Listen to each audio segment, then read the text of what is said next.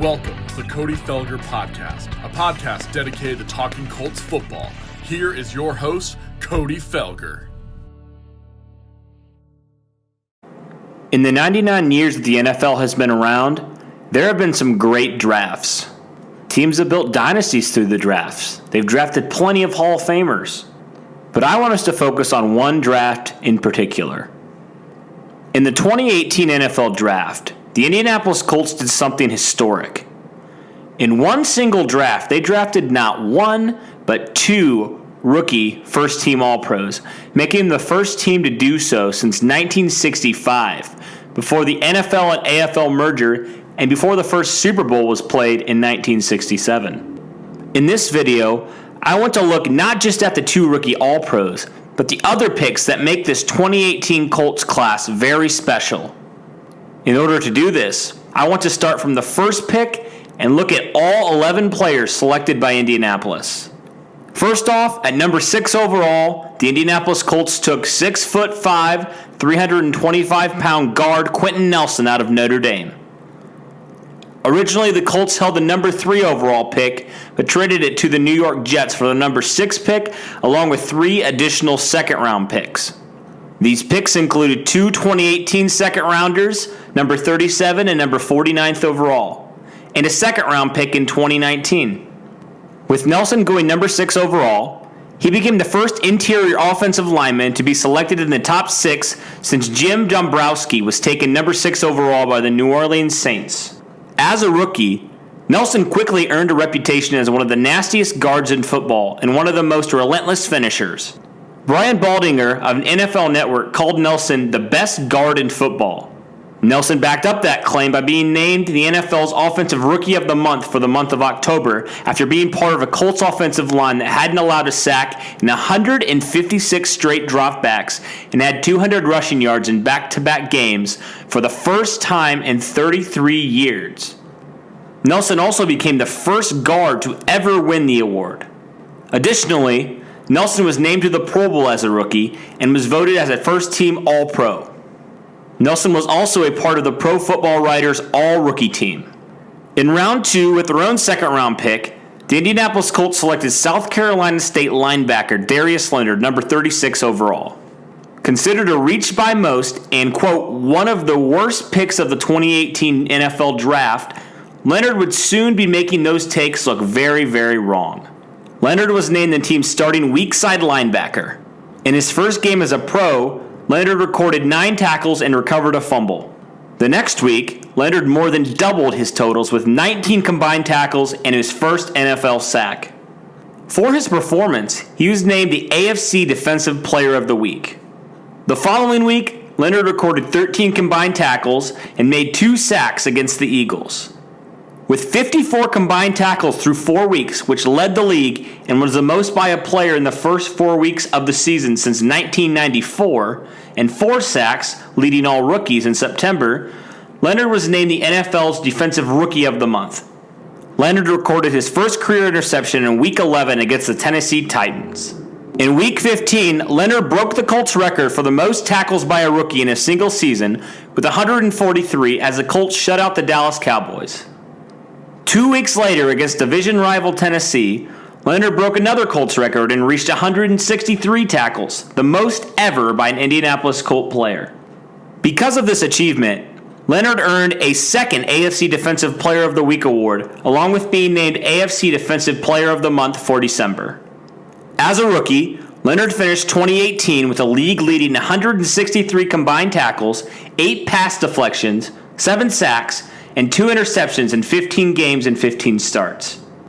Leonard was named Defensive Rookie of the Year in 2018 and earned AP First Team All-Pro honors for 2018. Because of the trade with the Jets, the Colts had 2 more picks in the second round. With the number 37th overall pick, they took Auburn guard Braden Smith.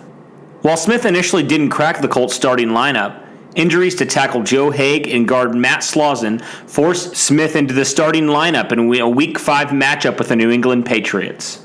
Despite not having a lot of reps at right tackle at Auburn or in the Colts offseason, Smith held his own very well the entire season and would hold down the fort at the right tackle position for the rest of 2018, even with Haig returning later in the year.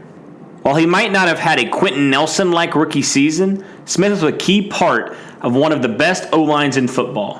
While he certainly wasn't perfect, Smith played very well as a rookie and only allowed 3 sacks in over 500 snaps. Smith, alongside with Nelson, were 2 of the best rookie offensive linemen and will only continue to get better as he settles into the right tackle position. With their 3rd pick in the 2nd round, the Indianapolis Colts selected Kimmo Coterie, defensive end out of Rutgers, 52nd overall. While he didn't do a ton in 2018, Toure did show some flashes, such as a game against the Philadelphia Eagles in Week 3, when he recorded 1.5 sacks. While still full of potential, Toure will need to work on his game for 2019, specifically in run defense. The Indianapolis coaching staff has said that they need to see more out of Toure from the practice field. Toure also battled some injuries throughout 2018. Fortunately for the Colts, Toure has heard and understands the message from his coaching staff and is working hard at improving his craft. A second year in defensive coordinator Matt Eberflus's simple system will go a long way in Toure's development. In 2018, Toure recorded 4 sacks in 14 games. The raw ability and potential is there. Now Toure just needs to continue to learn and improve. The Indianapolis Colts traded their 3rd, 67th overall pick and 6th round, 178th overall picks to the Cleveland Browns to move up back into the 2nd round and to select Ohio State defensive lineman Taekwon Lewis with the 64th overall pick. After suffering a toe injury, Lewis was placed on injured reserve on September 3rd, 2018. Lewis would return to action after the bye week in Week 10 and would play in 8 games while recording 13 combined tackles, 2 sacks, and a pass deflection. At the end of the year, Lewis really began to show flashes into the player that the Colts hope that he can be. For example, he recorded both of his sacks in a home game against Dallas and looks to build off of that going into 2019. While injuries forced Lewis to play more defensive end in 2018, the Colts will likely play him more in the interior of their defensive line and envision him as a potential 3 technique.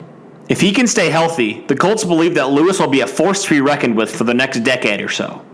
Because they traded up to grab Lewis in the 2nd round, the Colts did not have a 3rd round pick.